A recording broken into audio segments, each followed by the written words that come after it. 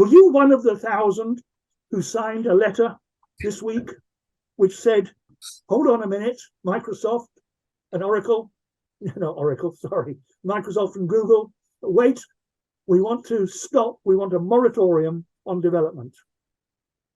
Well, they wanted a moratorium on GPT-5, I think. So they weren't saying we should stop development or research, but they were saying before we let things get too far advanced, we need to have a cold hard look at what we're about to do, because we're getting closer to the point where some breakthrough may occur.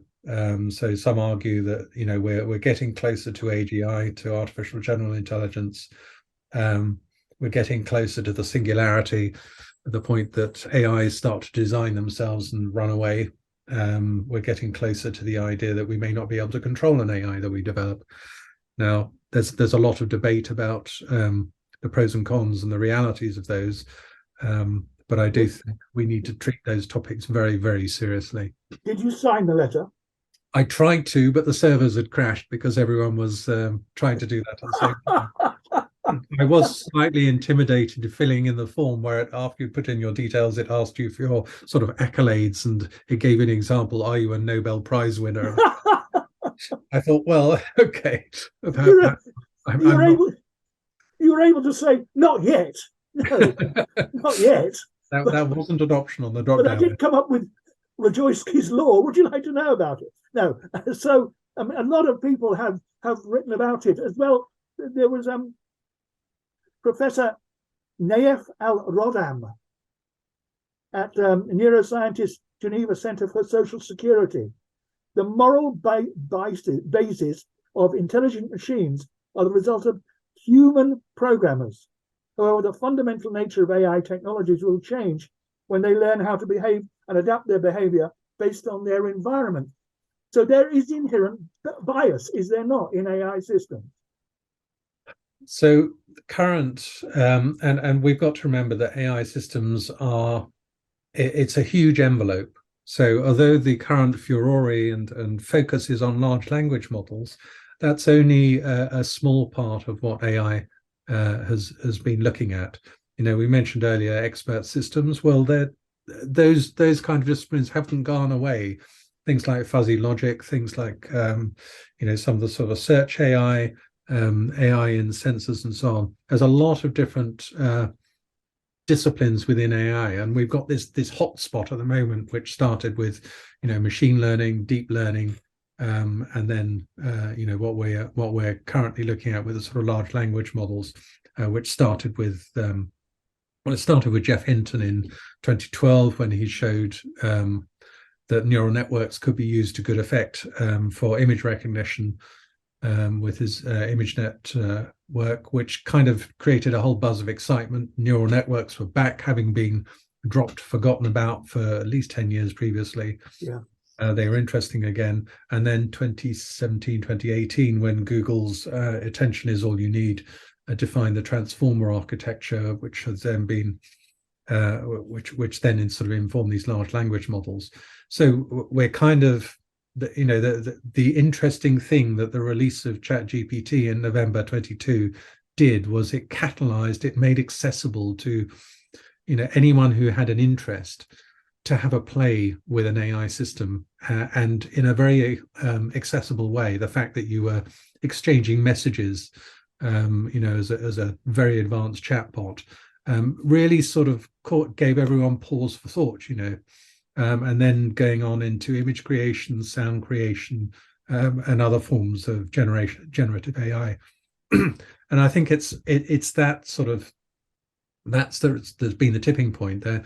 It's not just the advance of these very large AIs models, which is a subsection of the wider AI work, but it's also the engagement that people for the first time realize that this AI could have my job, or if I'm more forward thinking, I'm going to use this AI as part of my job and enable me to work faster, which is already how some people are adapting. But yes, they're built on enormous corpus of text that's trawled from the internet, from books, and from all sorts of other textual sources. and they contain bias because they are what human beings have written over many years, and some of it, for example, the Reddit feeds is one of the feeds that have been used in GPT, and they can contain some fairly extreme pieces of human writing, and that gets absorbed into the model. And then part of the model building is to then try and adapt and modify the grand model, as it were, to de-emphasize and to catch some of those occurrences when users are interacting. So yes, bias is built in because of who wrote the material that these systems are being trained on, and some not just bias but toxic elements contained in these models. And currently you can't build those large models without those data sets, and without, in those data sets having some stuff that you don't think represents humanity particularly well. So bias exists, yes, among other problems. There's also an issue of copyright, is there not? So yes, and that's for that's for the courts to decide. So I think one of my colleagues at the university has been pursuing a patent application in which an AI is named as a co-inventor. So what they did was they ran a piece of software that designed a piece of packaging, and then they patented this packaging. And in doing so, the logic was that this packaging design was created by this piece of software, so therefore it should be named as an inventor.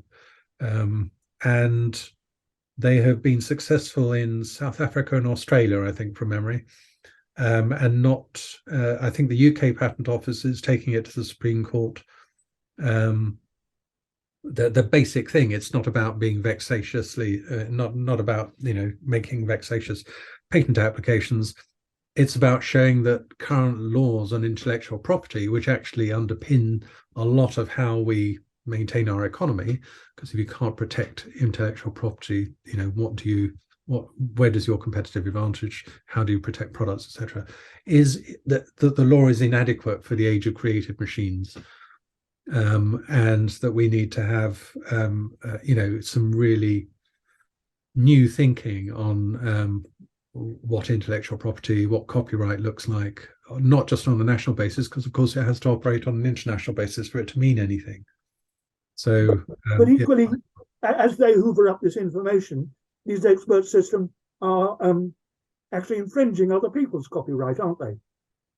So that's one of the arguments, and some of the some of the models that you have been able to reverse engineer the inputs and show that the model is drawing upon specific pieces of copyrighted or intellectual property.